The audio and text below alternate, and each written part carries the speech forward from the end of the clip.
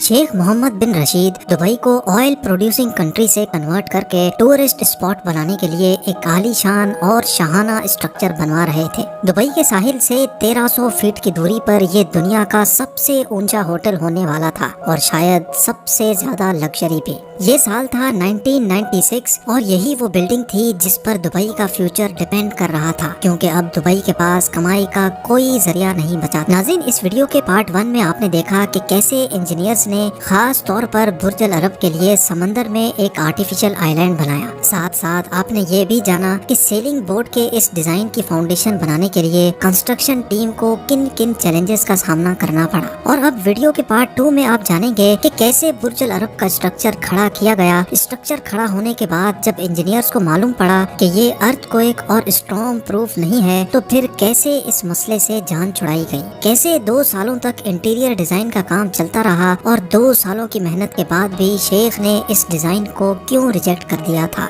और दुबई के रूलर की एंड टाइम पर बुर्ज अल अरब में फ्लोटिंग रेस्टोरेंट की फरमाइश को इंजीनियर्स ने किस मुश्किल तरीन मरहले से गुजर कर पूरा किया।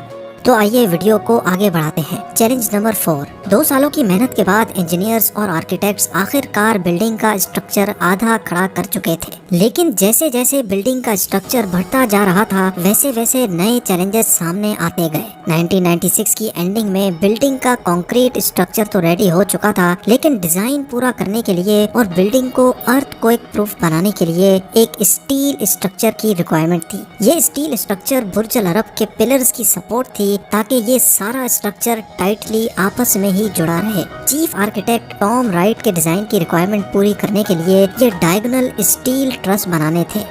डिजाइन पर देखने में तो ये बहुत सिंपल लग रहे हैं, लेकिन इनको बनाना एक बहुत ही मुश्किल टास्क था। ये स्टील डायगोनल दुबई से 15 किलोमीटर दूर एक फैक्ट्री में तैयार होना था और इस प्रोजेक्ट को chief contractor Malcolm Murphy lead कर रहे थे। हर एक डायगोनल की लंबाई एयरबस A380 से भी ज्यादा थी और हर एक का वजन 10 रोड रोलर से भी ज्यादा। ये डायगोनल्स वेल्ड करना तो शायद इतना मुश्किल नहीं था, लेकिन इसको कंस्ट्रक्शन साइट तक ट्रांसपोर्ट करना वाकई बहुत ही डिफिकल्ट साबित हुआ। एक एक डायगोनल को 3 ट्रक्स की सपोर्ट से 15 किलोमीटर दूर कंस्ट्रक्शन साइट पे पहुंचाना था। ये कॉन्वॉय इतना बड़ा था कि इसके लिए सारा ट्रैफिक भी रोक लिया गया था। लेकिन जब ये डायगोनल्स कंस्ट्रक्शन साइट पे पहुंचे तो एक और मुसीबत गले आ गई। Challenge number 5। मसला था कि ये भारी भरकम स्टील डायगोनल्स 200 मीटर की ऊंचाई तक कैसे चढ़ाए जाएंगे। हर एक डायगोनल का वजन 165 टन था, जिनको 200 मीटर की हाइट तक लिफ्ट करना था। जो लिफ्टर्स उनके पास मौजूद थे वो इतना ज्यादा वजन उठाने के काबिल नहीं थे। आखिरकार सिंगापुर से खास लिफ्टिंग गियर्स मंगाए गए जिन्होंने ये डायगोनल्स लिफ्ट किए। डायगोनल्स को लिफ्ट करके स्टील ब्रैकेट में फिट करना था, लेकिन यहाँ आकर मामले ने एक नया टर्न मार लिया। जी हाँ, क्योंकि दुबई का टेम्परेचर पूरे दिन में 15 डिग्री सेंटीग्रेड तक ऊपर नीचे होता है। जब टेम्परेचर बढ़ता है तो स्टील एक्सपेंड होता है और टेम्परेचर ड्रॉप की सूरत में स्टील वापस श्रिंक हो जाता है। अगर ये डायगोनल्स फिक्स्ड ब्रैकेट में लगा दिए गए तो एक्सपेंशन की सूरत में पूरा स्टील स्ट्रक्चर टेंशन में आकर टूट भी सकता है, जिसके इंतहाई खौफनाक नताइज हो सकते हैं। अब इन डायगोनल्स को वापस नीचे उतारा गया और आर्किटेक्ट्स इस मसले का सॉल्यूशन ढूंढने के लिए एक बार फिर से सर जोड़कर बैठ गए। आखिरकार ये सॉल्यूशन निकाला गया कि जिस ब्रैकेट में ये डायगोनल फिट होंगे उसमें मौजूद वॉशर को इस तरह डिजाइन किया जाए कि जब डायगोनल एक्सपेंड हो तो वो स्टील के दूसरे स्ट्रक्चर पर टेंशन नहीं डाल सके। इस खास ब्रैकेट को फिजिकल शेप देकर तमाम डायगोनल्स फिट कर दिए गए। Challenge number 6। अब बुर्ज अल अरब का आउटर स्ट्रक्चर कंप्लीट हो चुका था, लेकिन इसका डिजाइन और स्ट्रक्चर दुबई के मौसम के लिहाज से बिल्कुल नया था। दुबई के साहिल पर कभी कभी ऐसी समुद्री हवाएं भी चलती हैं जिनकी स्पीड 150 किलोमीटर पर आवर भी जा सकती है।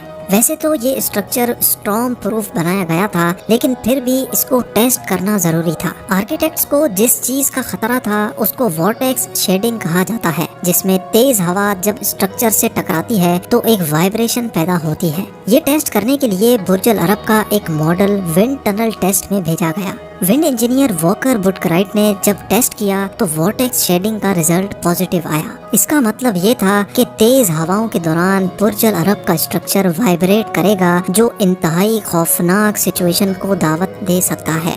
ونڈ انجینئر نے اس کا جو سولوشن پیش کیا اس میں بلڈنگ کا ڈیزائن چینج کرنا لازمی تھا، لیکن چیف آرکیٹیکٹ ٹام رائٹ کا کہنا تھا کہ ڈیزائن چینج کرنے سے بلڈنگ کی خوبصورتی ختم ہو جائے گی، لہٰذا اب کچھ ایسا کرنا تھا جس سے ڈیزائن بھی چینج نہ ہو اور وارٹیکس شیڈنگ سے بھی چھٹکارا مل سکے۔ لیکن اس کا ایک اور سولوشن بھی تھا جس سے یہ مسئلہ حل کیا جا سکتا ہے، اور وہ تھا ٹیونڈ ماس ڈیمپر۔ جی ہاں، ٹیونڈ ماس ڈیمپر ایک ایسا میکینیکل سسٹم ہوتا ہے جس میں ایک ویٹ لٹک رہا ہوتا ہے۔ جب وائبریشن پیدا ہونے ہی لگتی ہے تو یہ سسٹم خود وائبریشن ایبزارب کر کے اسٹرکچر کو محفوظ رکھتا ہے۔ ایسے کئی ماس ڈیمپرز ویک پوائنٹس پر لگا کر برج العرب کو وارٹیکس شیڈنگ سے بھی محفوظ بنا دیا گیا۔ Challenge number 7۔ اب برج العرب کی کنسٹرکشن کو پورے 4 سال گزر چکے تھے، آؤٹر اسٹرکچر بھی کمپلیٹ تھا اور ونڈ ٹنل ٹیسٹ بھی نیگیٹو آ چکا تھا، لیکن کچھ تو تھا جو اس عالی شان ڈریم پیلس کا لک خراب کر رہا تھا۔ سمندر کے ساحل پر کچھ پرانے ہوٹلز اور بلڈنگز اس نئے ہوٹل کا ویو خراب کر رہے تھے، جن کو شیخ محمد کے آرڈر پر گرا دیا گیا۔ اب ویو کچھ بہتر تو ہوا، لیکن جب شیخ نے کنسٹرکشن سائٹ کا وزٹ کیا تو ان کو کچھ ادھورا لگا۔ اس کے بعد شیخ نے جو فرمائش کی وہ سن کر انجینئرنگ ٹیم کے ہوش ہی اڑ گئے۔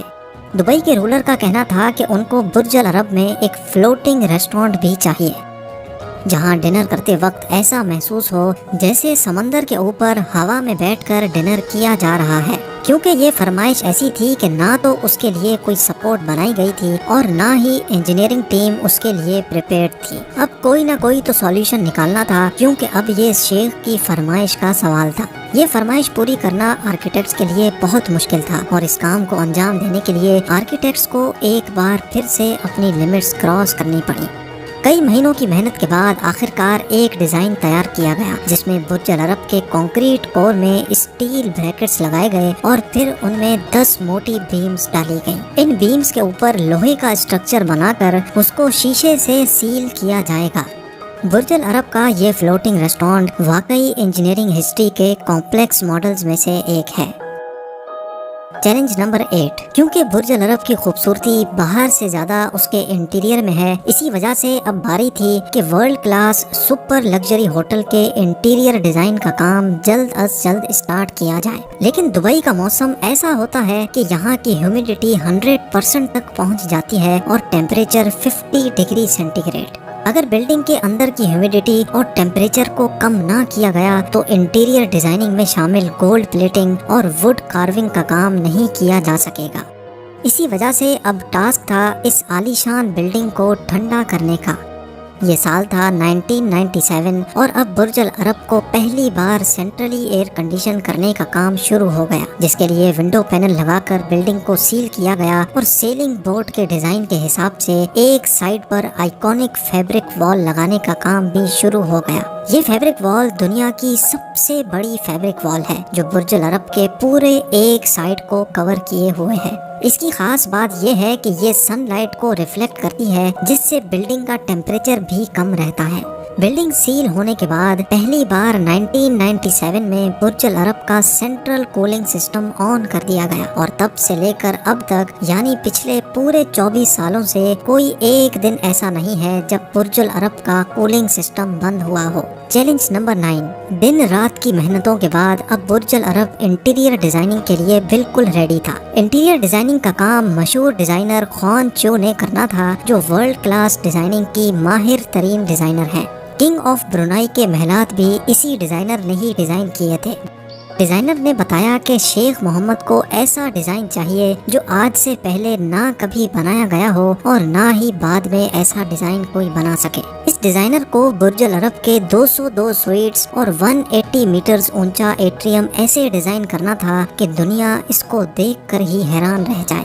اس کام کو انجام دینے کے لیے اٹلی اور برازیل سے 24,000 اسکوائر میٹر ماربل منگایا گیا، اور وہ بھی بالکل پرائم کوالٹی کا۔ برج العرب میں جتنے ماربل لگنے تھے ان کی سائز 3 ساکر گراؤنڈ کے برابر بنتی ہے، اور آپ یقین نہیں کریں گے کہ جتنا ماربل منگایا گیا تھا اتنا ہی 24 کیرٹ گولڈ بھی منگایا گیا تھا، یعنی 24,000 اسکوائر میٹر یا پھر 3 ساکر فیلڈز جتنی بڑی گولڈ پلیٹنگ بھی منگائی گئی، کیونکہ کسی بھی چیز کو گولڈ پینٹ کرنا دبئی کے رولر کی شان کے ہی خلاف ہے۔ इंटीरियर डिजाइनिंग का काम खत्म करने की डेडलाइन अब करीब आती जा रही थी। इंटीरियर डिजाइनिंग से जुड़े हर शख्स पर प्रेशर बढ़ता जा रहा था। डिजाइनर ने बुर्ज अल अरब के इंटीरियर को लग्जरी लुक देने के लिए कोई कसर नहीं छोड़ी थी। डेडलाइन के बिल्कुल करीब डिजाइनर ने अपना काम कंप्लीट कर लिया, लेकिन अब बारी थी शेख मोहम्मद के विजिट की। जब शेख ने बिल्डिंग का विजिट किया तो वो इस आलीशान इंटीरियर डिजाइन को देखकर हैरान रह गए, लेकिन साथ ही उन्होंने डिजाइनर पर एक और पहाड़ तोड़ डाला। उनका कहना था कि आपने अच्छी कोशिश की है, लेकिन ये कंप्लीट कब होगा। ये बात सुनते ही जैसे डिजाइनर और उनकी टीम के पैरों तले जमीन ही खिसक गई। शेख मोहम्मद ने कहा कि ये एट्रियम दुनिया का सबसे ऊंचा और लग्जरी एट्रियम है, लेकिन इसमें कलर्स कहाँ हैं। डिजाइनर ने एट्रियम के लिए व्हाइट कलर चूज किया था, जिसको शेख ने देखते ही रिजेक्ट कर दिया। अब एट्रियम को कलर्स देने के लिए फैब्रिक वॉल पर लाइट शो इंस्टॉल किया गया, डांसिंग फाउंटेन्स लगाए गए और मेहमानों के वेलकम के लिए एक आलीशान फिश एक्वेरियम भी सजाया गया। एट्रियम की वॉल्स को कलरफुल बनाने के लिए इसमें रेनबो शेड और गोल्ड प्लेटिंग का काम किया गया और एक बार फिर से शेख को आने की दावत दी गई। इस बार शेख ने पहली फुर्सत में ही डिजाइन अप्रूव कर लिया और ऐसे दिसंबर 1999 में बुर्ज अल अरब की ये आइकॉनिक बिल्डिंग कंप्लीट कर ली गई। अगली वीडियो में आप बुर्ज अल अरब के अंदर मौजूद 7 स्टार सर्विसेज के बारे में जान सकेंगे, जहां सस्ते से सस्ती चीज भी एक चाय का कप है और वो भी 11,400 रुपए और शेयर करेंगे। आप लोगों के प्यार भरे कमेंट्स का बेहद शुक्रिया। मिलते हैं अगली शानदार वीडियो में।